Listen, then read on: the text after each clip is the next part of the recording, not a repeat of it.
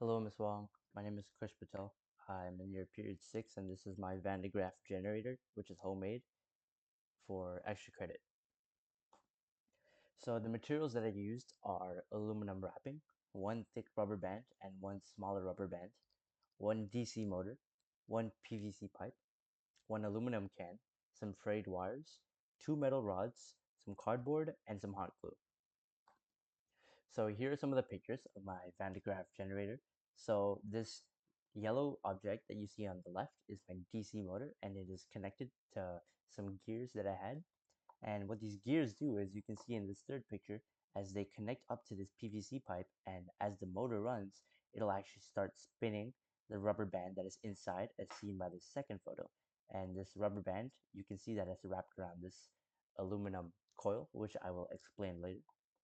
And again, on the left, these are the batteries you use to power the generator, and this is the final aluminum can where all the positive charge will accumulate. So this will be my video. I'll play it a couple times because the spark is quite hard to see. So right there, I had a switch right there, but I think my hand did cover it. So yeah, it was basically a switch that turned it on.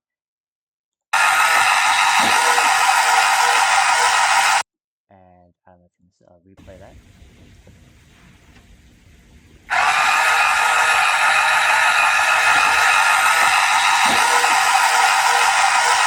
Right on the tip, it generates a bit of a spark.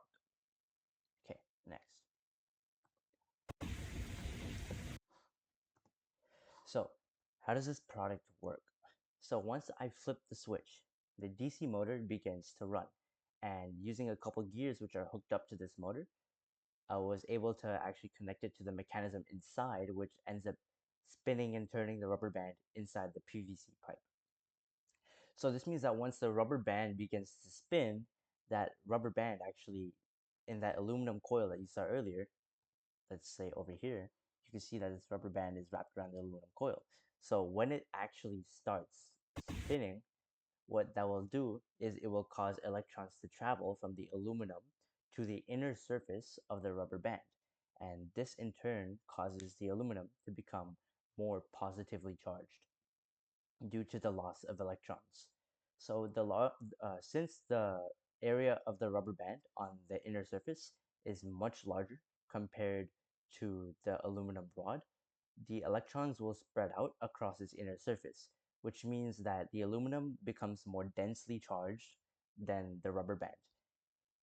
The frayed wire, which is connected to the aluminum can, will then interact with the electric field in between the tip of the wire, the tip of the frayed wire, and the aluminum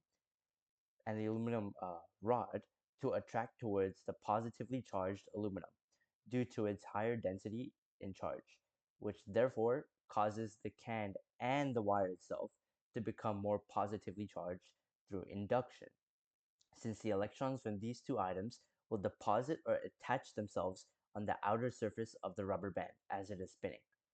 And this can cause a charge accumulation of electrons to occur on the rubber band. So there will be another frayed wire near the bottom of the PVC pipe which connects to another conductor which acts as a grounding mechanism in order to not let the rubber band collect too many electrons. So, and this will allow for the continuous transfer of electrons from the top frayed wire to the rubber band while the can and wire become even more positively charged. Lastly, I used a metal rod which is attached to another conductor that acts as another grounding mechanism to display the spark caused by the positively charged aluminum can. Thank you for listening.